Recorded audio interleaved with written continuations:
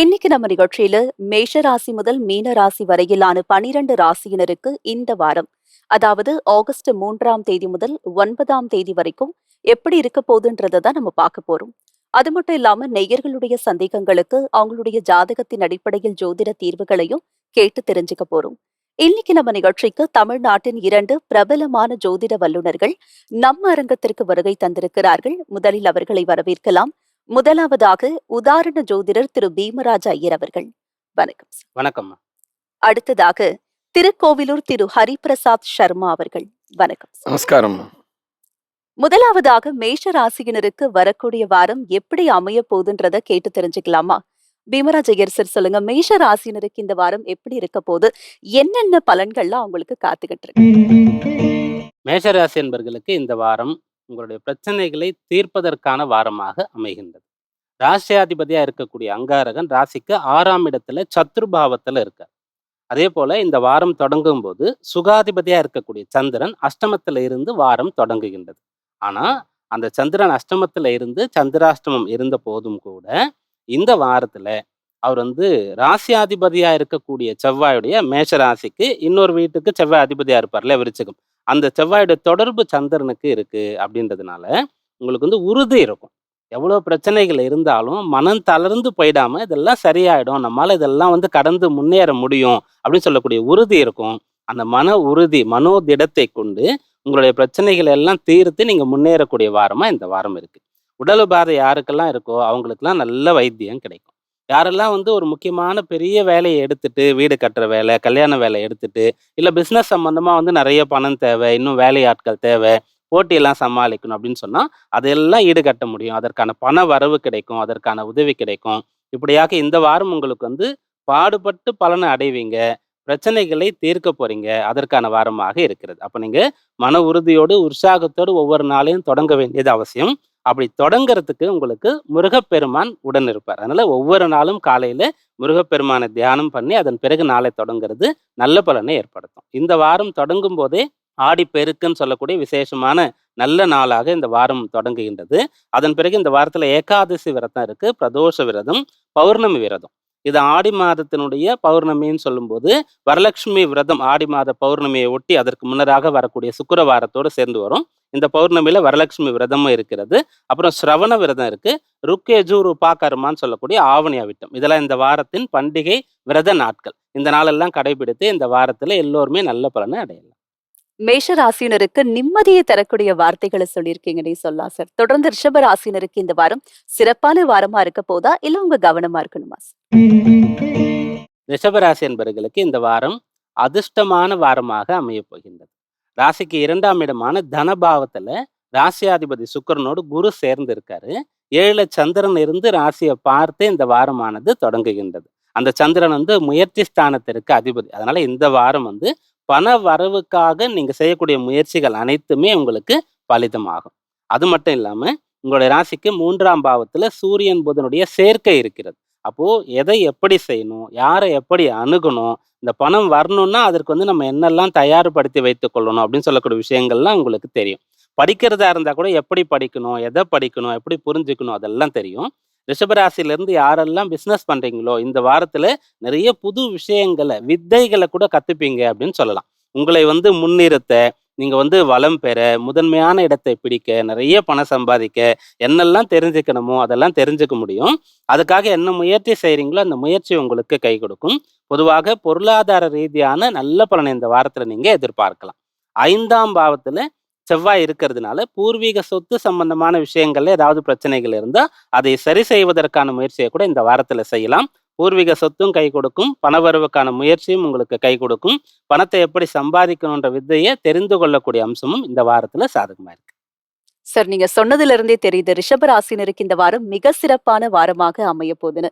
தொடர்ந்து மிதுன ராசினருக்கு இந்த வாரம் எப்படி அமைய போகுது?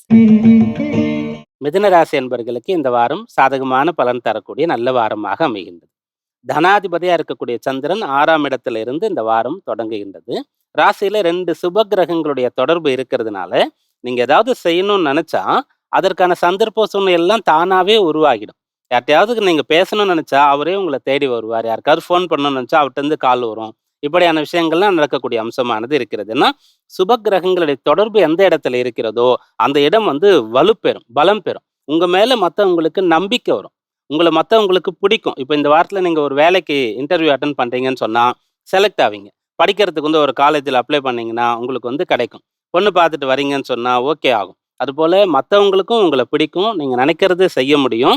நீங்க என்ன நினைக்கிறீங்களோ அத செய்யறதுக்கு மத்தவங்களுடைய உதவி சுலபமாக கிடைக்கும். இந்த வாரம் சாதகமா இருக்கு. பயன்படுத்திக் கொள்ளுங்க. சார், தொடக்கத்திலேயே ஒரே வரியில சொல்லிட்டீங்க. சாதகமான பலன்கள் கிடைக்கக்கூடிய நல்ல வாரமா அமைய போகுதுன்னு. தொடர்ந்து மற்ற ராசினருக்கான வார பலன்கள பார்க்கறதுக்கு முன்னாடி ஒருவர் சந்தேகம் கேட்டிருக்காங்க.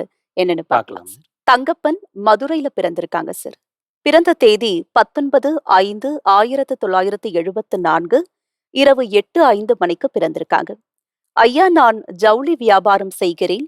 கூடுதலாக சிறிய அளவிலான சூப்பர் மார்க்கெட் தொடங்க முடிவு செய்துள்ளேன். புதிய தொழில் கை கொடுக்குமான்னு கேட்டிருக்காங்க சார். ஜாதகர் வந்துட்டு அஸ்வினி நட்சத்திரம் 2ஆம் பாதம் மேஷ ராசியில பிறந்திருக்காரு. லக்னம் வந்து விருச்சிக லக்னமாக இருக்கு. முதல்ல உங்களுடைய கேள்வியில எப்படி கேட்டிருக்கீங்கன்னா, நான் செய்யலான்னு முடிவு பண்ணிட்டேன் அப்படின்னு நீங்க சொல்லியிருக்கீங்க. அதனால நீங்க முடிவு பண்ணிட்டீங்கன்னும் போது நீங்க வந்து தொடங்கலாம். ஆனா இங்க ஜாதக ரீதியா இருக்கக்கூடிய விஷயங்கள்ல வந்து உங்களுக்கு சொல்லிடுறோம். அதன் பிறகு நீங்க வந்து அந்த தொடங்குவதற்கான தயார்படுத்துதல ரொம்ப சிறப்பா நீங்க செய்து கொள்ளுங்க. ஏன்னா உங்களுக்கு வந்து விருச்சக லக்னம்னு சொன்னோம். லக்னத்திலேயே ராகு இருக்கார். அப்போ எப்படியாவது வாழ்க்கையில ரொம்ப பெரிய விஷயங்கள சாதிக்கணும், பெரிய நிலையில அடையணுன்ற எண்ணம் உங்களுக்கு இருந்துகிட்டே இருக்கும். மேலும் சுக்கிரன் வந்து ஜாதகத்துல உச்ச பலத்தோடு இருக்கார். அதனால வந்து நல்ல சுகபோகமான வாழ்க்கை, ஆடம்பரமான வசதி, அந்த லக்ஸூரியஸா இருக்கணும் அப்படின்ற ஆசைலாம் உங்களுக்கு இருக்கும். அதுக்கு ஈஸியா இருக்குமா? அந்த பலன் கிடைச்சிருமா? அப்படின்னு பார்க்கும்போது, உங்க லக்னத்திற்கு அஷ்டமஸ்தானத்துல சனி, செவ்வாய் 2 கிரகங்கள் இருக்கிறது. 2வது ஜீவன பாவத்தை எடுத்துக்கணும். இப்ப நீங்க பிசினஸ் பண்ண போறீங்க அப்படின்னு சொன்னா, அந்த ஜீவன பாவத்திற்கான அதிபதி சூரியன் 7ஆம் இடத்துல இருந்து லக்னத்தை பார்க்கிறார். அதனாலயும் கூட உங்களுக்கு செய்யறதுக்கான அந்த தைரியம்லாம் வருது. நான் முடிவு பண்ணிட்டேன், நீங்க அதனால தான் சொல்லியிருக்கீங்க.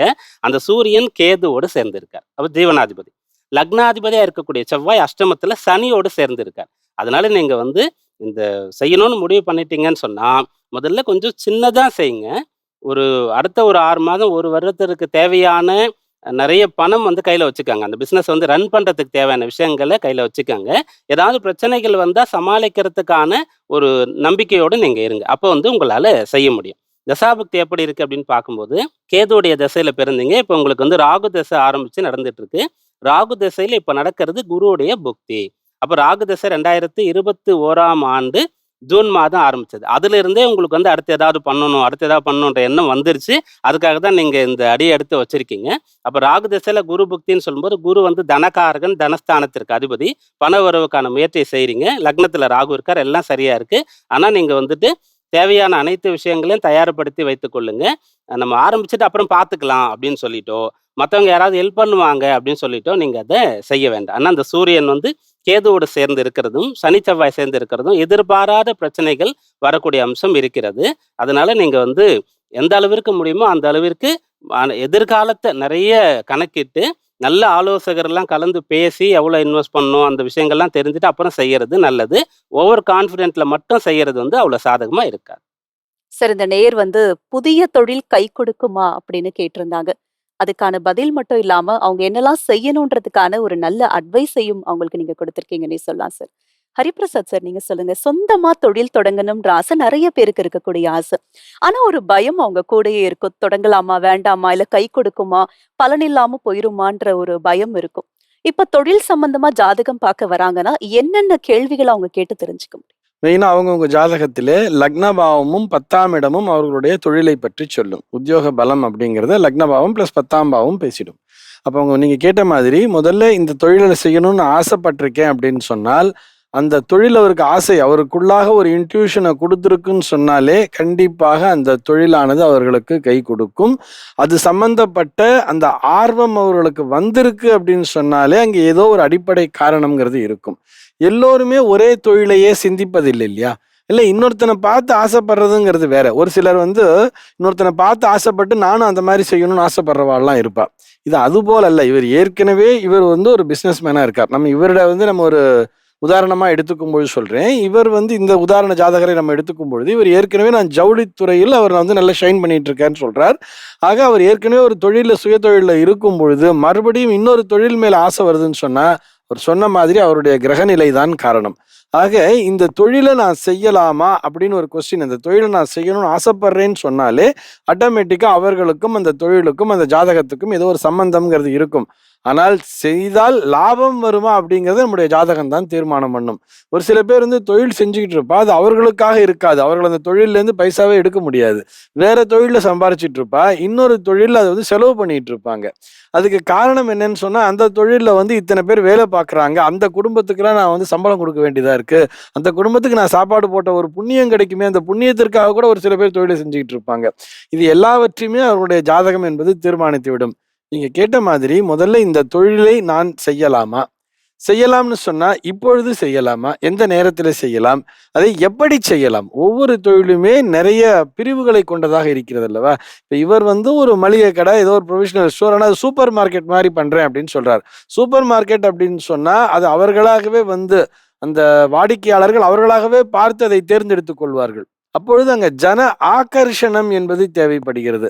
அந்த ஜன ஆகர்ஷணம் என்பது நம்மிடத்திலே இருக்குமா அப்படிங்கிறதையும் ஜாதகம்ங்கிறது தீர்மானித்து விடும்.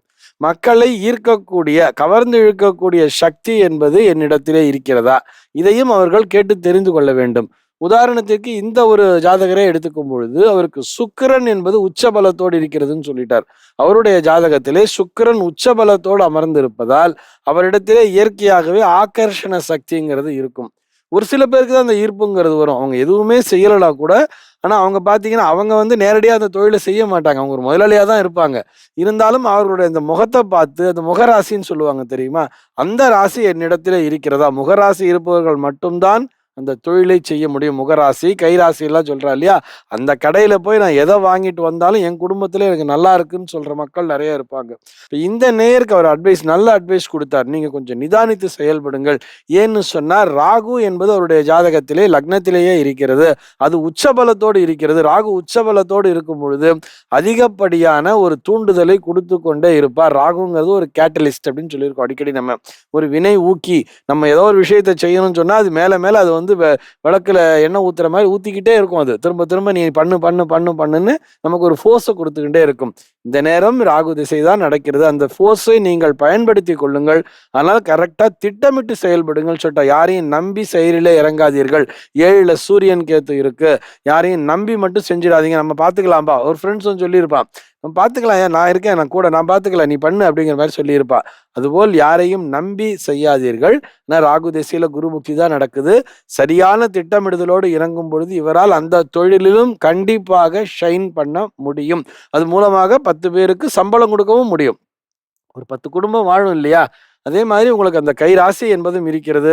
சரியான திட்டமிடுதலோடு, முறையான திட்டமிடுதலோடு கரெக்டா இறங்குங்கோ. அதைத்தான் நம்ம ஜாதகத்தின் மூலமாக தெரிந்து கொள்கிறோம். அடுத்ததாக கடக ராசியினருக்கு இந்த வாரம் அற்புதமான வாரமா இருக்க போதா, இல்ல அவங்க கவனமா இருக்கணுமான்றத கேட்டு தெரிஞ்சுக்கலாம். பீமராஜ் ஐயர் சார் சொல்லுங்க, கடக ராசியினருக்கு இந்த வாரம் எப்படி அமைய போகுது? கடகராசி அன்பர்கள் இந்த வாரம் வந்து பிள்ளைகளுக்கான விஷயங்களை செய்வதற்கு திட்டமிடலாம். குழந்தைகள் சம்பந்தமான அனுகூல பலன்கள் இந்த வாரத்தில் ஏற்படவிருக்கிறது. ஒன்று, ராசியில சூரியன் சஞ்சரிக்கின்ற மாதம் இந்த மாதம். சூரியன் வந்து காலபுருஷனுக்கு இந்த புத்திரஸ்தான அதிபதியாக இருக்கின்றார். இந்த வாரத்துல 5ஆம் இடமான புத்திரபாவத்துல ராசியாதிபதி சந்திரன் இருந்து வாரம் தொடங்குகின்றது. 3வது புதன் வந்து ராசியில சஞ்சரிக்கிறார். புதனை வந்து இளமையான கிரகம் அப்படின்னு சொல்லுவோம். கிரகங்கள்ல வந்து ஆண் பெண் அப்படின்னு சொல்லக்கூடிய தன்மை இருக்கிறது. அது குரூர கிரகமா, அது வந்து சௌமிய கிரகமா அப்படின்ற தன்மை இருக்கிறது. அதுபோல வந்து கிரகங்கள்ல வயது மூத்த கிரகம், இளமை காலத்துல பலன் தரக்கூடிய கிரகம் அப்படின்ட்டுலாம் இருக்கு. அதுல புதன் வந்து வேகமாக பலன் தரக்கூடியவர், எப்போதும் பலன் தரக்கூடியவர், இளமையாக செயல்படக்கூடியவர் அப்படின்னு சொல்லக்கூடிய ஒரு அம்சம். அதனால இதெல்லாம் சேர்த்து பார்க்கும்போது குழந்தைகளுக்கான பலன் தரக்கூடிய வாரமாக இந்த வாரம் இருக்கிறது. அது வந்து பெரியவங்களுக்கு நம்ம சொல்றோம். அப்போ பிள்ளைங்களுக்கான படிப்பை வந்து நீங்க இப்போ என்ன படிக்கிறதுன்றதை முடிவு பண்ணலாம். திருமண விஷயங்களை முடிவு பண்ணலாம். அவங்க வந்து பிஸ்னஸ் பண்ணட்டுமா வேண்டாமா, வெளிநாடு அனுப்பலாமா வேண்டாமா, இதெல்லாம் முடிவு பண்ணலாம். அப்போ பிள்ளைங்க என்ன பண்ணலாம் அப்படின்னு கேட்டா, நீங்க உங்களுடைய கோல் எதுவோ அதை நோக்கி பயணிக்கிறதுக்கு சாதகமா இருக்கிறது. இப்போ ரொம்ப வேகமாக உங்களால செயல்பட முடியும். பொதுவாகவே நம்ம என்ன சொல்லுவோம்னா, ரொம்ப வேகம் வேண்டாம், விவேகமா இருங்க அப்படின்றது தான் நம்ம வந்து இந்த கணிப்பாக அட்வைஸாக சொல்லிட்டு இருப்போம். ஆனா இது வந்து வேகமாக செயல்படக்கூடிய ஒரு காலம். சூரியன் புதனுடைய சேர்க்கை மற்றும் புதன் இந்த கிரக நிலையெல்லாம் வைத்து நீங்க என்ன பண்ணணுமோ அதை வந்து தள்ளி போடாம தாராளமாக நீங்க செய்யலாம். நல்ல பலன் பெறக்கூடிய நல்ல வாரமாக இந்த வாரம் அமைகிறது. சார், கடக ராசியை தொடர்ந்து சிம்ம ராசியினருக்கு இந்த வாரம் எப்படி அமைய போகுது? வீட்லயும் வெளியேயும் அவங்களுடைய சூழல் எவ்வாறு இருக்க போகுது? சிம்மராசி அன்பர்கள் மாற்றங்களை சந்திக்கக்கூடிய வாரமாக இந்த வாரம் இருக்கின்றது. 4ஆம் பாவத்துல சந்திரன் இருந்து வாரம் தொடங்குகின்றது. ராசியாதிபதியா இருக்கக்கூடிய சூரியன் ராசிக்கு 12ஆம் பாவத்துல இருந்து கொண்டு இருக்கின்றார். அப்ப நீங்க வந்து இருப்பிடத்தை மாற்றணும் அப்படின்னு சொன்னா அதற்கு உகந்த காலம். அஷ்டம சனி நடந்து கொண்டு இருக்கு. அப்போ உங்களுக்கு ஏதாவது பிரச்சனை இருக்குன்னு சொன்னாலும் கூட இடமாற்றம் அதற்கு ஒரு தேர்வாக இருக்கும். அல்லது ஏதாவது ஒரு பிரச்சனை வர மாதிரி இருக்குன்னு சொன்னாலும் கூட முதல்ல இடம் மாறணுன்ற எண்ணம் உங்களுக்கு ஏற்படுகிறது அப்படின்னு சொன்னா நீங்க அதை பயன்படுத்திக்கணும். எப்போ வந்து ஒருத்தருக்கு பெரிய பிரச்சனை வரப்போறதோ அப்போ வந்து இடம் மாறக்கூடிய ஒரு விஷயம் நல்ல தேர்வாக இருக்கும், அது தோணும். அப்படி இல்லைன்னு சொன்னா நிறைய செலவுகளை சந்திக்க வேண்டியதா இருக்கும். சுப செலவுகளா இருக்கும், அல்லது வந்து எதிர்பாராத செலவுகளா இருக்கும். அந்த செலவுகள் வந்து ஒருத்தருக்கு ஏற்படும். இந்த ரெண்டையுமே நம்ம எப்படியோ தவிர்த்துறோம்னு சொன்னா 3வது தான் நமக்கு ஆபத்தோ அல்லது கஷ்டங்களோ ஏற்படும் அப்படின்னு சொல்லக்கூடிய ஒரு அம்சம் இருக்கிறது.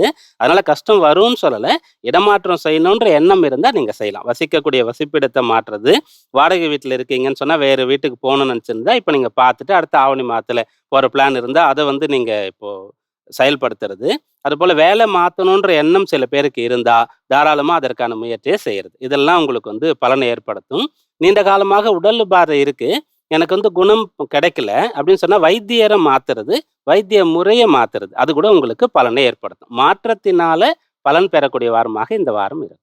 சார், சிம்ம ராசினருக்கான வார பலன்கள் மட்டும் இல்லாம அவங்க என்னெல்லாம் செஞ்சா நல்லதுன்றதையும் தெளிவுபடுத்திருக்கீங்க சார். சிம்ம ராசியை தொடர்ந்து கன்னி ராசினருக்கு இந்த வாரம் எப்படி அமைய போகுது சார்?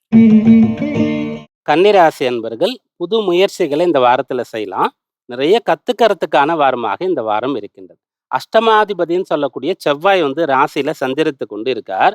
ஓய்வா மட்டும் நீங்க இருக்கக்கூடாது, பிஸியா இருக்கணும். ஏதாவது வேலை பண்ணிட்டே இருக்கணும், படிச்சுட்டே இருக்கணும், இல்லைன்னா தூங்கிட்டா கூட பரவாயில்ல. சும்மா உட்காந்தீங்கன்னா தேவையில்லாத எதிர்மறை சிந்தனைகள் தான் உங்களுக்கு ஏற்படும்.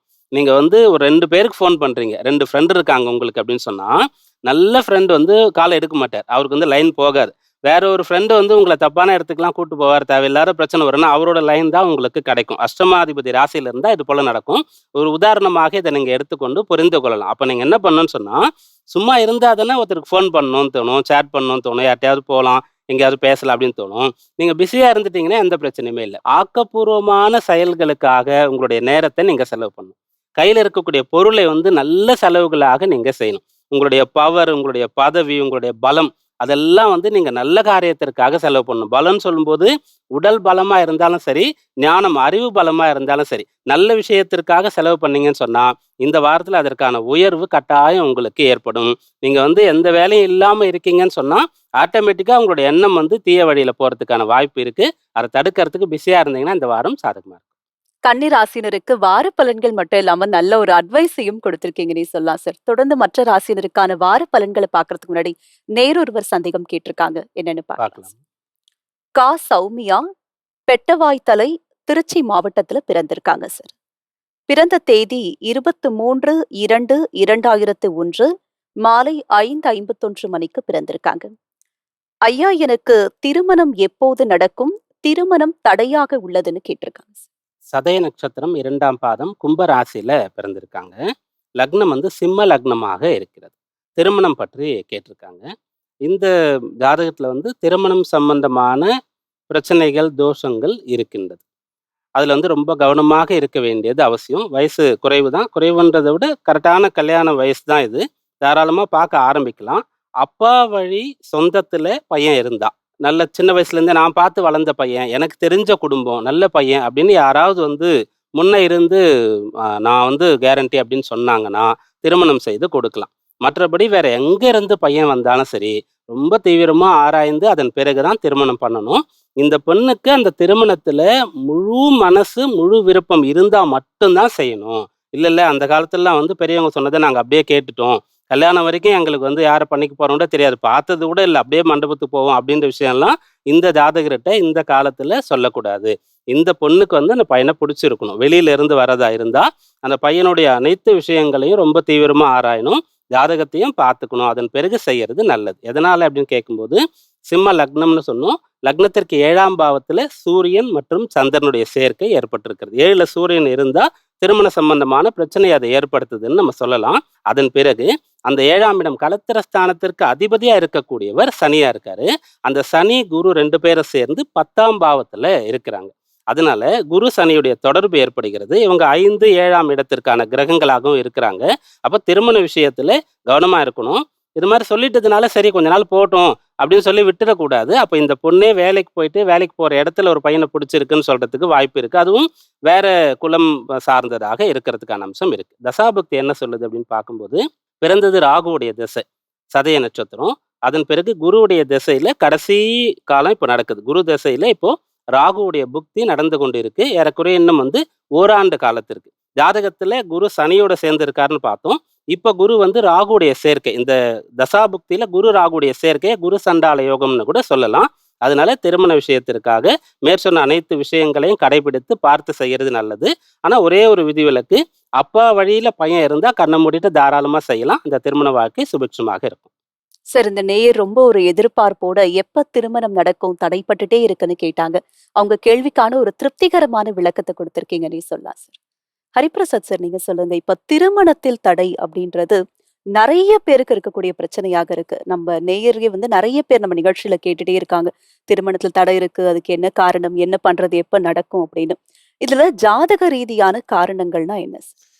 இது ஜாதக ரீதியான காரணம்னு பார்த்தோம்னா, ஒரு ரேஷியோ எடுத்து பார்த்தோம்னா அது மிகவும் குறைவுதான்.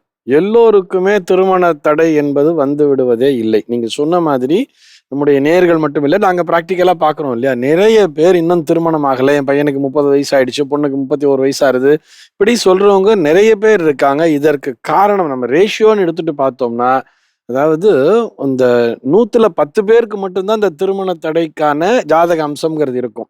மீதி 90 பேர், நான் சொல்றது இந்த 100 பேருமே கல்யாணம் ஆகாம இருக்கிறவங்களையே சொல்றேன். 100 பேர் கல்யாணம் ஆகாதான் இருக்கக்கூடிய ஒரு ஜாதகங்களை கொண்டு நம்ம வச்சு பார்த்தோம்னா, இதுல மீதி 90 பேர் பார்த்தோம்னா இது சமுதாய காரணங்களால் மட்டும்தான் இருக்கிறதே தவிர ஜோதிட ரீதியான காரணங்கள் இல்லவே இல்லைம்மா, அடிச்சு சொல்லலாம். ஏன்னா இவங்க என்ன பண்றாங்கன்னு சொல்லி பார்த்தோம்னா, என் பொண்ணு படிக்கணும், என் பையன் படிக்கணும், வேலைக்கு போகணும், நல்ல வேலையில இருக்கணும், அவன் கார் வாங்கணும், வீடு வாங்கணும், அதுக்கப்புறம் கல்யாணம் பண்ணணும். பெண் தரப்புலையும் இப்படி எதிர்பார்ப்புங்கிறது இருக்கு. பையனுக்கு சொந்த வீடு இருக்கா, அது இருக்கா, இது இருக்கான்லாம் கேட்டுட்டு தான் எல்லாமே பார்க்கறா இல்லையா. இதனால என்ன ஆகுதுன்னு சொன்னா அது தாமதப்பட்டு கொண்டே செல்கிறது. அதனால ஜாதகத்துல இந்த கல்யாண நேரம், கல்யாண யோகம்ங்கிறதையும் தாண்டி போயிடுறா. அதனாலதான் தடைப்பட்டு கொண்டிருக்கிறது. இவருடைய எதிர்பார்ப்புங்கிறது அதிகமா இருக்கு. இந்த குழந்தை படிப்பை முடிச்ச உடனே, ஒரு யூஜி முடிச்ச உடனே கல்யாணத்துக்கு பார்த்துடலாமா, ஏன் பிஜிங்கிறத கல்யாணம் பண்ணிட்டு கூட பண்ணலாமே. இன்னைக்கு என்ன பண்றோம்னா பிஜி பண்ணணும், என் குழந்தை பிஹெச்டி பண்ணணும், எல்லாம் முடிச்சுட்டு தான் கல்யாணத்தை பண்ணிப்பேன்னு சொன்னா இதுதான் சமுதாய காரணங்கள் தடைபட்டு கொண்டிருக்கிறது. சரி, நம்ம டைரக்டா இப்போ ஜோதிடவியல் ரீதியான காரணங்கள்னு வரும்பொழுது ஒரு சொன்ன மாதிரி 7ஆம் பாவத்திலே இணைவு பெற்றிருக்கக்கூடிய கிரகங்கள் இந்த மாதிரி திருமண தடை அப்படிங்கிற விஷயத்தை உருவாக்கும். 7ஆம் பாவத்துல என்ன சிக்கல்கள் இருக்கிறது, இதை எப்படி களையலாம் அப்படிங்கிற ஒரு தீர்வை கூட இப்ப இந்த ஒரு ஜாதகருக்கே ஒரு எக்ஸாம்பிளா சொல்லியிருக்கார். நீங்கள் தகப்பனார் வழி உறவினர், நமக்கு ஏற்கனவே தெரிஞ்ச குடும்பம், அவர்கள்ட்ட கேட்டா நீங்க தயங்காம கொடுக்கலாம் அப்படிங்கறத இந்த சூரியனுடைய பிளேஸ்மெண்ட்டை வச்சு சொல்லிட்டார். சூரியன் அப்படிங்கிறது அந்த இடத்துல சேர்ந்து இருக்குது, பித்ருகாரகன் சூரியன் அந்த இடத்துல சேர்ந்து இருக்கிறார். காலபுருஷ தத்துவத்தை கூட நிறைய ஒரு உதாரணங்கள் எல்லாம் சொல்லியிருக்கிறார். ஜோதிடவியல் ரீதியான நிறைய விளக்கங்கள்லாம் இருக்கு. ஒரு பிரச்சனைங்கிறது இருக்கும் பொழுது அதற்கான தீர்வையும் ஜோதிடர்களால் சொல்லிவிட முடியும். அந்த ஜாதகமே அதற்கான தீர்வு என்ன, எப்படி போனா நல்லா இருக்குங்கிறதையும் சொல்லிடும். அதற்குத்தான் ஜாதகம் பார்க்கிறோம் அப்படிங்கிறதே மைண்ட்ல வாங்கிக்கணும். எந்த நேரத்திலே இந்த குழந்தைக்கு திருமணத்தை நடத்தலாம், அது ஆணாக இருந்தாலும் சரி பெண்ணாக இருந்தாலும் சரி, எந்த நேரத்திலே நடத்தலாம். ரொம்ப கடுமையான கலத்திர தோஷம் அப்படிங்கிறது இருக்கும் பொழுது தாமதமான திருமணம் நல்லது அப்படிங்கிறத சொல்லிடுவா. இருதார் அமைப்புங்கிற மாதிரிலாம் சொல்றா இல்லையா, 2 திருமணம் நடப்பதற்கான வாய்ப்பு உண்டுங்கிற மாதிரிலாம் நிறைய சொல்லுவா. இந்த குழந்தைக்கு இல்லை, வெவ்வேறு பேர் ஜாதகத்துல ஜோதிடத்துல இந்த தோஷங்கள்லாம் இருக்குன்னு சொல்லுவா. இப்ப நம்ம என்ன அட்வைஸ் கொடுப்போம்னா, 2வதாக ஒரு திருமணம் எப்பொழுது நடக்குங்கிற விதி இருக்கோ அந்த நேரத்துல இந்த குழந்தைக்கு தாமதமா பண்ணாதான் இவர்களால குடும்பத்தை நல்லபடியாக செய்ய முடியும் அப்படிங்கிற ஒரு விளக்கத்தையும் சொல்லிவிட முடியும். அதற்கான தீர்வு, அதாவது ஜாதகத்தை நமக்கு சாதகமாக பயன்படுத்தி கொள்ள வேண்டும். பிரச்சனை இல்லாத ஜாதகம் எதுவுமே கிடையாது. ஏதோ ஒரு வகையில ஒரு பிரச்சனை என்பது இருக்கத்தான் செய்யும். அந்த பிரச்சனையை நமக்கு சாதகமாக எப்படி நாம் பயன்படுத்தி கொள்ள முடியுங்கிறத தெரிஞ்சுக்கிறதுக்காகத்தான் ஜாதகத்தை போய் பார்க்கிறோம். இந்த நேரத்துல உனக்கு சிக்கல் வரும், கடன் பிரச்சனையால் நீ அவதிப்படுவாய் அப்படின்னு சொன்னா அந்த கடனை நானாக வலியச் சென்று ஏற்றுக்கொள்ள வேண்டும். அதை நான் எனக்கு ஃபேவரா யூஸ் பண்ணிக்கணும். என்ன பண்ணணும், நான் ஏதோ ஒரு ப்ராப்பர்ட்டிங்கிறத வாங்கிடுறேன், கடனை வாங்கிடுறேன், மாசம் இஎம்ஐ கட்டுவதன் மூலமாக அந்த கடன்கிறதை அந்த சுமையிலிருந்து தப்பித்துக் கொள்கிறேன். கடன் பிரச்சனை முடியக்கூடிய காலத்திலே எனக்கு அந்த சொத்துங்கிறது சேர்ந்திருக்கும். இப்படி அதே மாதிரிதான் திருமண விஷயங்களுக்கும் திருமண தடை என்பது உண்டாகிறதுன்னு சொன்னா எதன் மூலமாக அதனை நீக்க முடியும்? ஒரு சில பேருக்கு நம்மிட தகுதியில குறைச்சலான பையன்தான் வருவாங்கிறதே இருக்கும். ஆனால் இவர்கள் அதை புரிந்து கொள்ளாம என்ன பண்ணுவான்னா, நான் இவ்வளவு வசதியோட இருக்கேன், அந்த பையன் ஒண்ணுமே இல்லாம இருக்கான், அவனுக்கு போய் நான் எப்படி என் பொண்ணை கொடுக்கறதுங்கிற மாதிரி யோசிச்சுட்டே உட்காந்துட்டு இருப்பா. அதை நம்மளே வலிய சென்று அதனை ஏற்றுக்கொண்டு விட வேண்டும் அப்படின்னு சொல்றோம். ஆக ஒவ்வொரு ஜாதகத்திலையுமே என்ன பிரச்சனை இருக்கிறது, அதற்கான தீர்வு என்ன, திருமண ரீதியான அந்த தடையை நீக்குவதற்கான பிராக்டிக்கலான நான் தீர்வை சொல்றேன். நான் பரிகாரங்கள்ங்கிற விஷயத்துக்குள்ள வரல. பரிகாரம் என்பது நம்முடைய மதம் சார்ந்த நம்பிக்கை, அதை தனியாக எடுத்து வைத்துக் கொள்ள வேண்டும். மதம் சார்ந்த நம்பிக்கை என்பது வேறு, ஜோதிடவியல் ரீதியாக தீர்வு காண்பது என்பது வேறு. இதனை அழகாக அலசி ஆராய்ந்து அந்த தீர்வினை எல்லோரும் பெற்று பயனடைய வேண்டும்ங்கிறது தான் அடியனுடைய பிரார்த்தனை. அடுத்ததாக துலா ராசியினருக்கு இந்த வாரம் சிறப்பான வாரமா இருக்க போதா இல்லையான்றத கேட்டு தெரிஞ்சுக்கலாம். பீமராஜ் ஐயர் சார் சொல்லுங்க, துலா ராசியினருக்கு இந்த வாரம் எப்படி அமைய போகுது? சிறப்பான வாரமா இருக்க போதா இல்ல உங்க கவனமா இருக்கணுமா? துளாராசி அன்பர்கள் இந்த வாரம் பண வரவு பெறப்போகிறீர்கள். 2ஆம் இடமான தனபாவத்துல சந்திரன் இருந்து வாரம் தொடங்குகின்றது. ராசியாதிபதியா இருக்கக்கூடிய சுக்கிரன் ராசிக்கு பாக்யஸ்தானத்துல தனகாரகன் குருவோடு சேர்ந்து சஞ்சரிக்கின்றார். ஜீவன பாவத்துல சூரியன் புதனுடைய சேர்க்கை, லாப ஆதாய ஸ்தானத்துல கேது. வரிசையாக உங்களுக்கு இந்த பாக்யஸ்தானத்திலிருந்து ஜீவனம் லாபம் சொல்லக்கூடிய இடங்கள்ல கிரகங்கள் இருக்கிறது சாதகமா இருக்கிறது. அதனால துளாராசியில் இருக்கக்கூடியவர்கள் படிக்கிற பிள்ளைகளா இருந்தாலும் கூட பார்ட் டைம்ல ஒரு ஜாப் வேணும், நான் ஏதாவது சம்பாதிக்கணும், என் ஃபேமிலிக்கு ஹெல்ப்பா இருக்கணும், என் படிப்பு செலவு நான் பார்த்துக்கணும் சொன்னா கூட உங்களுக்கு அதற்கான ஒரு வாய்ப்பு இப்போ இருக்கிறது. உத்தியோகஸ்தர்களுக்கு வேலை செய்யற இடத்திலேயே எனக்கு இன்னும் இன்கிரிமெண்ட் வேணும், ஊதிய உயர்வு வேணும்னு சொன்னா கோரி பெறலாம். அதற்கு வாய்ப்பே இல்லை அப்படின்னு சொன்னா அடிஷ்னல் இன்கமுக்கு வேற என்ன வழி அப்படின்றத சிந்திக்கலாம். அதற்கான அம்சம் இருக்கிறது.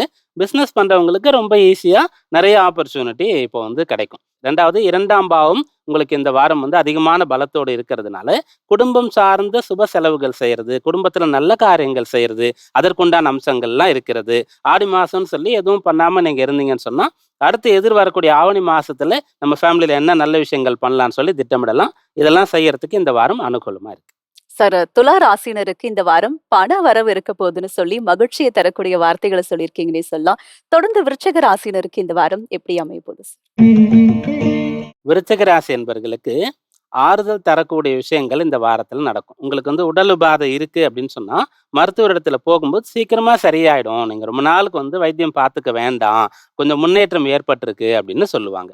கடன் பிரச்சனை இருக்குன்னு சொன்னா கடனை மாதம் தோறும் அதற்கான அந்த இஎம்ஐ கமிட்மெண்ட் கிளியர் பண்ணாலே போறோன்ற ஸ்டேஜ்ல நீங்க இருந்தா மொத்த கடனை அடைக்கிறதுக்கு ஒரு வழி பிறக்கக்கூடிய வாய்ப்பு இந்த வாரத்துல இருந்து கொண்டு இருக்கின்றது. வழக்கு வியாஜங்கள் இருந்தாலும் கூட அது முடிவுக்கு வரக்கூடிய அம்சமானது இந்த வாரத்துல சாதகமா இருக்கிறது. உங்களுடைய ராசிக்கு அஷ்டம பாவத்துல குரு சுக்கிரன் சொல்லக்கூடிய 2 கிரகங்கள், 2 சுபர்கள் இருக்கிறதுனால இருக்கிற பிரச்சனையை முடிக்கணும்னு நீங்க நினைச்சா அதற்கு வாய்ப்பு கிடைக்கும். பிறர் ஒத்துக்கொள்வார்கள், உதவி செய்வார்கள், நல்ல ஆலோசனையானது உங்களுக்கு கிடைக்கும். ஏற்கனவே இருக்கக்கூடிய பிரச்சனைகள் எதுவாக இருந்தாலும் எவ்வளவு இருந்தாலும் அது தீரக்கூடிய குறையக்கூடிய அம்சம் இந்த வாரத்துல இருக்கிறது. ராசியாதிபதி லாபஸ்தானத்துல இருக்கிறதுனால கஷ்டப்பட்டாலும் கூட கடைசியா உங்களுக்கு பலன் கிடைச்சிரும். இந்த வாரம் உங்களுக்கு உங்களுடைய மனதில் இருக்கக்கூடிய ஆதங்கம், கவலைகள் அதெல்லாம் தீரக்கூடிய வாரமாக அமைய போகிறது.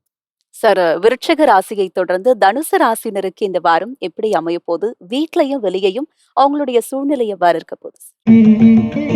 தனுர் ராசி என்பவர்களுக்கு இந்த வாரம் மிகச்சிறந்த பலன் தரக்கூடிய நல்ல வாரமாக அமைய போகிறது. ராசியாதிபதி குரு ராசியை பார்த்துட்டு இருக்கும்போது சுக்கிரன் அங்க சேர்றாரு. 2 கிரகங்கள், 2 சுபர்கள் 7ஆம் இடத்துல இருக்கிறதுனால திருமணம் சார்ந்த விஷயங்கள் அனுகூலமா இருக்கும்.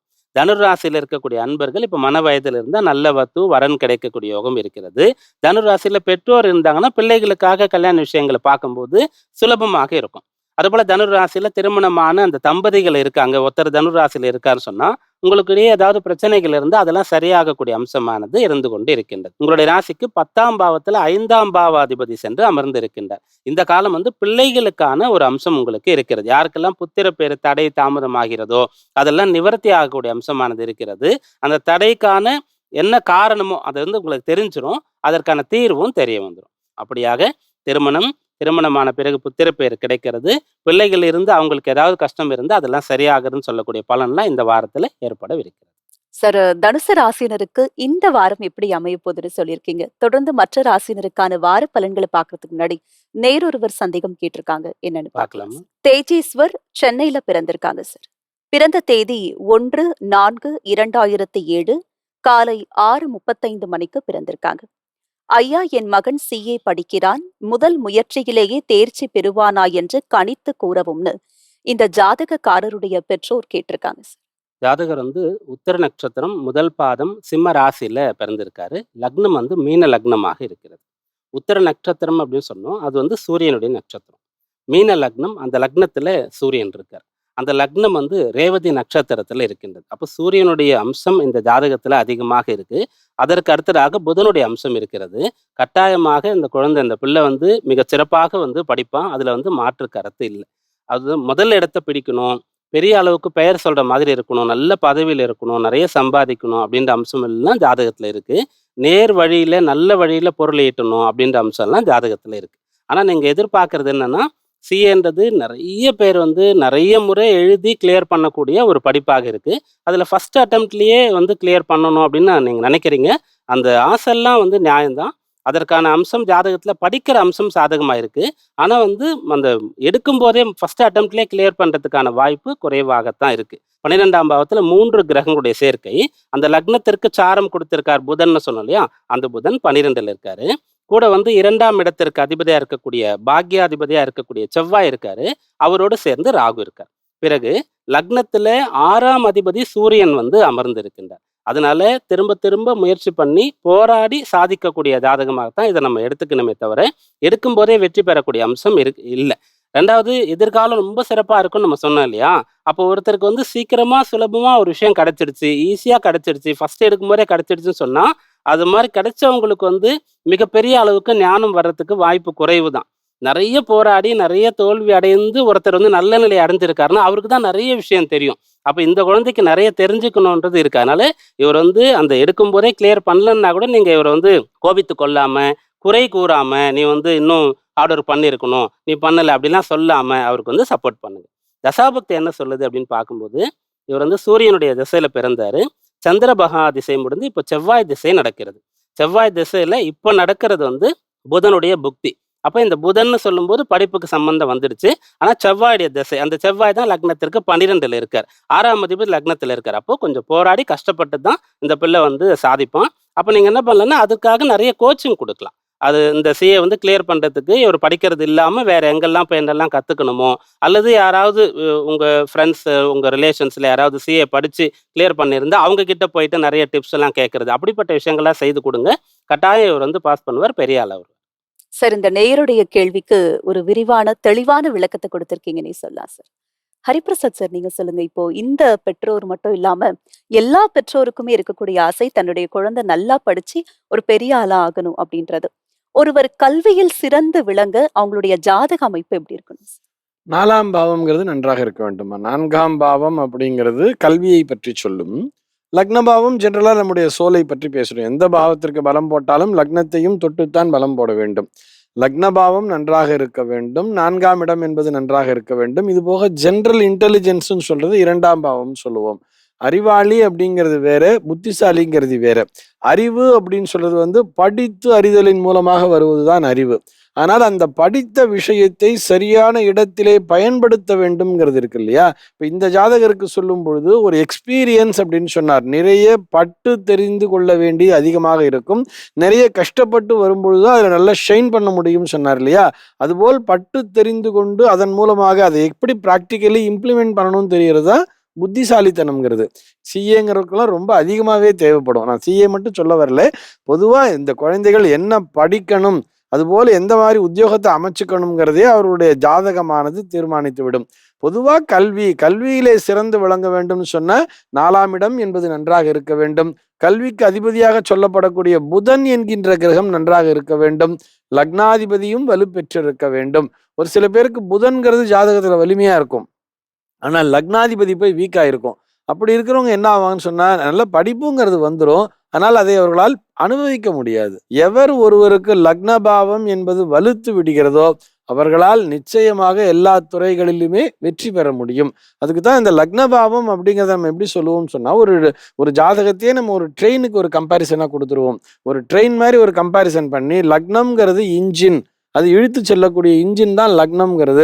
அதுல உட்கார்ந்துருக்கக்கூடிய கிரகங்கள் தான் அதனுடைய டிரைவராக செயல்படுவார்கள், இன்ஜின் டிரைவராக செயல்படுவார். அதற்குரிய அதிபதியானவர் அந்த இன்ஜினுடைய ஓனரா இன்னொரு இடத்துல உட்காந்து ரிமோட்டின் மூலமாக அதை மானிட்டர் பண்ணிட்டு உட்காந்துட்டு இருப்பா, பார்த்துட்டே இருப்பா வியூல. சரி, நம்ம இன்ஜின் சரியா தான் போகுதுங்கிறதுனால பின்னாடி 2ஆம் பாவம், 3ஆம் பாவம், 4ஆம் பாவம் நிறைய பெட்டிகள் சேர்ந்துகிட்டே போகும். இதுல 4ஆம் இடம்ங்கிறதெல்லாம் ஒரு ஏசி பெட்டியோட கம்பேர் பண்றோம். 12ஆம் பாவம்ங்கிறது ஒரு அன்ரிசர்வ்டு பெட்டியோட கம்பேர் பண்றோம். அன்ரிசர்வ்டு பெட்டியும் இருக்கும், ஒரு கூட்ஸ் பெட்டியும் அதுலயே இருக்கும். அந்த கூட்ஸ் பெட்டி பார்த்தோம்னா அழுக்கா இருக்கும், அதுல கூட உட்காந்து பயணிச்சுட்டு போறவாள்லாம் இருப்பா ஒரு பெரிய ட்ரெயின் அப்படின்னு வரும்பொழுது. ஆக மொத்தம் அது சரியான இலக்கினை சென்று அடைந்து விடுகிறதா அப்படிங்கிறத அந்த இன்ஜின் தான் தீர்மானம் பண்ணும், லக்னபாவம் என்பதுதான் தீர்மானம் பண்ணும். இதை நான் எல்லாத்துக்குமே உதாரணமா சொல்றேன். ஆக ஒருவருடைய ஜாதகத்தை கண்டு ஒரு சில பேருக்கு சொல்லிடுவோம், நீ என்ன வேணா படி, உனக்கு பிடிச்சதை படி, நீ ஜாலியா இரு, எஜுகேஷன்ல நீ டிஸ்டர்ப் ஆகிக்காத, காலேஜ் லைஃபை நல்லா என்ஜாய் பண்ணு, அந்த வயசு திரும்ப வராது, அதனால என்ன வேணா படிச்சுக்கோ, ஆனா உன்னுடைய உத்தியோகம் இதுதான் அமையும், அது நீ பிஜி பண்ணும்போது நீ புரிஞ்சுப்ப, அதனால இது சார்ந்த உத்தியோகத்துக்கு போயிடுவாங்கிற அட்வைஸையும் கொடுத்து விட முடியுமா. அடுத்ததாக மகர ராசியினருக்கு இந்த வாரம் எப்படி அமைய போகுது, என்ன மாதிரியான பலன்கள்லாம் உங்களுக்கு காத்துட்டு இருக்குன்றத கேட்டு தெரிஞ்சுக்கலாம். பீமராஜ் ஐயர் சார் சொல்லுங்க, மகர ராசியினருக்கு இந்த வாரம் எப்படி அமைய போகுது? மகர ராசி என்பவர்களுக்கு இந்த வாரம் மகத்தான வாரமாக அமைய போகின்றது. உங்களுக்கு என்னெல்லாம் வேணுமோ அதை கேட்டா கிடைக்கும். பிறத்துல கடன் வேணும்னா நீங்க கேட்கலாம். பிஸ்னஸ் சம்பந்தமான ஹெல்ப் வேணும்னு சொன்னா கேட்கலாம். கல்யாணத்துக்கான விஷயங்கள் நீங்க பார்த்துட்டு இருக்கீங்கன்னு சொன்னா தெரிஞ்சவங்க கிட்ட எல்லாம் சொல்லி வைக்கலாம். அதுபோல நீங்க என்ன செய்யணுமோ பிறரால் அது நடக்கக்கூடிய யோகமானது இருக்கிறது. வாய் விட்டு கேட்டா உங்களுக்கு கிடைக்கும். எதனால அப்படின்னு பார்க்கும்போது, லாப ஆதாயஸ்தானம் வலுத்திருந்து சந்திரன் அந்த இடத்திலிருந்து இந்த வாரம் தொடங்குகின்றது. உங்க ராசிக்கு 6ஆம் பாவத்துல குரு சுக்கிரனுடைய சேர்க்கை இருக்கிறது. அப்போ ஒரு விஷயம் நடக்கும், ஆனா அது மறைமுகமா நடக்கும். நேரடியா நான் தான் இதை பண்ணேன், இதுக்கான முழுக்க முழுக்க பலன் என்னதான், உழைப்பு என்னதான் அப்படின்னு சொல்லக்கூடிய அம்சம் இந்த காலகட்டத்துல உங்களுக்கு இல்லை. கடன் வாங்கி அந்த கடன் உதவியில தான் உங்களுடைய வியாபாரத்தை நீங்க வளர்க்க முடியும். பிறர்கிட்ட ஏதாவது விஷயங்களை தெரிந்து கொண்டு கற்றுக்கொண்டு அதன் பிறகுதான் நீங்க தேர்ச்சி அடைய முடியும். அப்படிப்பட்ட ஒரு நிலை உங்களுக்கு இருக்கு. ஆனா பயன்படுத்தாம இருக்கீங்கன்னு சொன்னா நீங்க இந்த வாரத்துல பயன்படுத்திக்கலாம். குறிப்பா இந்த பலனெல்லாம் சேர்த்து பார்க்கும்போது, கடன் வேணும்னு சொன்னா நீங்க கேட்கலாம். கடன் வாங்குறதே தவறு அப்படின்னு நம்ம பொதுவா சொல்லிட முடியாது. நல்ல விஷயத்திற்காக கடன் வாங்கினா தவறு இல்லைன்னு பெரியவங்க சொல்லியிருக்காங்க. அப்படியாக 6ஆம் பாவத்துல குரு சுக்கிரன் இருக்கிறதுனால சுப காரியங்களுக்காக கடன் வாங்குறது, கல்விக்காக கடன் வாங்குறது, பிசினஸுக்காக கடன் வாங்குறது, இதற்கான அம்சமானது உங்களுக்கு இருந்து கொண்டு இருக்கின்றது. பெற்றோர் பிள்ளைகளிடத்தை டிஸ்கஸ் பண்ணி ஒரு விஷயத்த செய்யலாம். பிள்ளைகள் ஃப்ரெண்ட்ஸோட டிஸ்கஸ் பண்ணி ஒரு விஷயம் செய்யலாம். அப்படியாக கூட்டு முயற்சி உங்களுக்கு பலன் தரும். நீங்க பணிபுரியக்கூடிய இடத்துல கூட தனியா ஒரு வேலையை செய்யறதை விட டீம் ஒர்க்கா ஒரு விஷயத்த செஞ்சீங்கன்னு சொன்னா அது ரொம்ப சிறந்த அளவிற்கு பலன் தரக்கூடிய வாரமாக இந்த வாரம் இருக்கும். சார், தொடக்கத்திலே சொல்லிட்டீங்க மகர ராசியினருக்கு இந்த வாரம் மகத்தான வாரமா அமைய போகுதுன்னு. தொடர்ந்து கும்ப ராசியினருக்கு இந்த வாரம் எப்படி அமைய போகுது? கும்பராசி அன்பர்கள் கடுமையாக உழைக்கக்கூடிய வாரமாக இந்த வாரமானது இருக்கும். வேலை உங்களுக்கு அதிகமாகும். அந்த ஜீவன பாவத்துல சந்திரன் இருந்து இந்த வாரமானது தொடங்குகின்றது.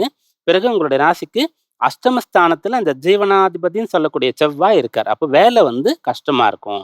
வேலையில ஏதாவது தவறு பண்ணிட்டு திரும்ப அதை செய்யற மாதிரி இருக்கும். அல்லது நீங்க சரியாவே செய்து இருந்தாலும் கூட அதை இன்னும் இதை விட பெஸ்டா பண்ணி கொடுங்க அப்படின்னு உங்களுடைய மேலதிகாரிகள் உங்களிடத்துல கேட்கலாம். படிக்கிற பிள்ளைகளும் மீண்டும் மீண்டும் நிறைய படித்து உங்களை தகுதியானவர்களாக மாற்றக்கூடிய ஒரு விஷயமானது இருக்கும். உடலை பலப்படுத்தக்கூடியதா இருக்கும். நோயிலிருந்து மீண்டு வரக்கூடியதா இருக்கும். அப்படியாக இந்த வாரம் உங்களுக்கு கஷ்டமா இருக்கும், ஆனா பலனானது கிடைக்கும். யாரெல்லாம் கஷ்டப்படுறதுக்கு தயாரா இல்லையோ அவங்க எனக்கு பலன் கிடைக்கல, எனக்கு ஒண்ணுமே நடக்கல, எனக்கு டைமே சரியில்லை, அதிர்ஷ்டமே இல்லை அப்படின்னு சொல்ற மாதிரியான அம்சமானது இருந்து கொண்டு இருக்கிறது. முக்கியமாக 5ஆம் இடத்துல குரு இருந்து ராசியை பார்க்கிறார், சுக்கிரனும் சேர்ந்து இருக்கார். பலன் கிடைக்கும், ஆனா பாடுபட்டா பலன் கிடைக்கும் அப்படின்னு சொல்லக்கூடிய ஒரு அம்சமானது இருக்கிறது. 6ல சூரியன் புதன் சேர்ந்து இருக்கிறதுனால விதி மீறல்களை செய்யாம இருக்கும்போது பிரச்சனைகளையும் தவிர்த்திடலாம். அஷ்டமத்துல செவ்வாய் இருக்கும்போது ஏதாவது பிரச்சனை ஏற்படக்கூடிய வாய்ப்பு இருக்கு. அதுவும் யாரெல்லாம் விதியை மீறுகிறோமோ அவங்களுக்கு பிரச்சனை ஏற்படும். அப்ப நீங்க விதிகளுக்கு உட்பட்டு நடக்கணும், கடுமையாக உழைத்து பாடுபடணும். அப்போ கட்டாயம் உங்களுக்கு நல்ல பலன் இந்த வாரத்துல ஏற்படும். சார், கும்ப ராசியை தொடர்ந்து மீன ராசியினருக்கு இந்த வாரம் எப்படி அமைய போகுது? வீட்லயும் வெளியையும் அவங்களுடைய சூழ்நிலை எவ்வாறு இருக்க போகுது? மீனராசி என்பர்கள் இழந்த விஷயங்களை திரும்ப பெறுவதற்கான முயற்சிகளை செய்யலாம். ஆரோக்கியம் கொஞ்சம் இப்பெல்லாம் முன்ன அளவுக்கு இல்லை அப்படின்னு சொன்னா, நல்ல ஆரோக்கியமா இருக்கிறதுக்கு என்ன வழி அப்படின்றதாக நீங்க சிந்திக்கலாம். வயது அதற்கு ஒரு பொருட்டு கிடையாது. 80 வயசுல இருக்கிற ஒருத்தரும் கூட சாலையில நல்ல கை கால் வீசி நடந்து போறதையும் பார்க்கலாம். சைக்கிள் ஓட்டிட்டு போவார், அதையும் நம்ம பார்க்கலாம். 60 வயசுல இருக்கக்கூடிய ஒருத்தரே தளர்ந்து போய் பேரப்பிள்ளைய கையை பிடிச்சிட்டு போறதையும் நம்ம பார்க்கலாம். அப்போ வயது மட்டும் அதை டிசைட் பண்றது கிடையாது. நம்ம மனதுல என்ன நினைக்கிறோம் அப்படின்றது, நம்முடைய உணவு பழக்கம், நம்முடைய உடற்பயிற்சி போன்ற விஷயங்கள்லாம் தீர்மானிக்குது. அப்படியாக யாரெல்லாம் ஆரோக்கியம் குறைந்து இருக்குதுன்னு நினைக்கிறீங்களோ, உடல் எடை அதிகமாக இருக்குன்னு நினைக்கிறீங்களோ, அந்த 40 to 50s அந்த ஏஜ்ல இருக்கீங்களோ, அவங்கெல்லாம் தன்னை இன்னும் பலப்படுத்திக்கலாம், இன்னும் ரொம்ப வருஷங்கள் ஆரோக்கியமா இருக்கலாம் அப்படின்ற விஷயங்களை முயற்சிக்கலாம். எதனால சொல்றோம் சொன்னா, ஜென்ம சனி ராசியில சனி இருக்கார். அப்ப என்னன்னா உங்களுக்கு அவநம்பிக்கை உண்டாகும், தாழ்வு மனப்பான்மை உண்டாகும். நமக்கு இதுக்கு மேல படிக்க முடியாது, இதுக்கு மேல சம்பாதிக்க முடியாது, அவ்வளவுதான் வயசாயிடுச்சு, நமக்கு ஆரோக்கியம் இல்லை, அதெல்லாம் உடைச்சிட்டு நீங்க வெளியில வரணும். நல்லா முயற்சி பண்ணீங்கன்னு சொன்னா எல்லாத்தையுமே நீங்க அடையலாம். 7 செவ்வாய் இருக்கார், உங்களுக்கான தைரியத்தை கொடுத்துருவார். ஜென்மத்தில் இருக்கக்கூடிய சனி எப்படி உங்களுக்கு பின்னடைவை ஏற்படுத்துகிறாரோ, செவ்வாய் பார்த்து உங்களுக்கான தைரியத்தை கொடுப்பார். அந்த தைரியத்தை பயன்படுத்தி கொண்டு கடன்ல இருந்து, நோயிலிருந்து, பகையிலிருந்து, அவநம்பிக்கையிலிருந்து, கஷ்டத்திலிருந்து நீங்க மீண்டு வரக்கூடிய வாரமாக இந்த வாரம் இருக்கும். சார், மீன ராசினருக்கான வார பலன் மட்டும் இல்லாம அவங்க எந்தெந்த விஷயங்கள்ல என்னென்ன மாதிரியான முயற்சிகள் எடுத்தா நல்லதுன்றதையும் தெளிவுபடுத்திருக்கீங்க. நம்ம நிகழ்ச்சியினுடைய நிறைவு பகுதிக்கு வந்திருக்கிறோம் சார். இவ்வளவு நேரமா 12 ராசினருக்கான வார பலன்கள் மட்டும் இல்லாம நேயர்களுடைய சந்தேகங்களுக்கு விரிவான விளக்கத்தையும் தெளிவான அழகான விளக்கத்தையும் கொடுத்திருக்கீங்க. நன்றி சார். நமஸ்காரம். நன்றி. நன்றி. என்ன நேர்களே, இந்த வாரம் நம்ம நாளை நமதே நிகழ்ச்சியில 12 ராசினருக்கான வார பலன்கள் மட்டும் இல்லாம நேயர்களுடைய சந்தேகங்களுக்கு அவங்களுடைய ஜாதகத்தின் அடிப்படையில் ஜோதிட தீர்வுகளையும் கேட்டு தெரிஞ்சுக்கிட்டோம். இதே மாதிரி உங்களுக்கும் சந்தேகங்கள் இருந்தா உங்களுடைய பெயர், ஊர், பிறந்த தேதி, பிறந்த நேரம், பிறந்த ஊர் இது எல்லாத்தையும் கீழே கொடுக்கப்பட்டிருக்க வாட்ஸ்அப் நம்பருக்கு எங்களுக்கு மறக்காம அனுப்புங்க. உங்க ஜாதகத்தின் அடிப்படையில் ஜோதிட தீர்வுகளை கேட்டு தெரிஞ்சுக்கலாம்.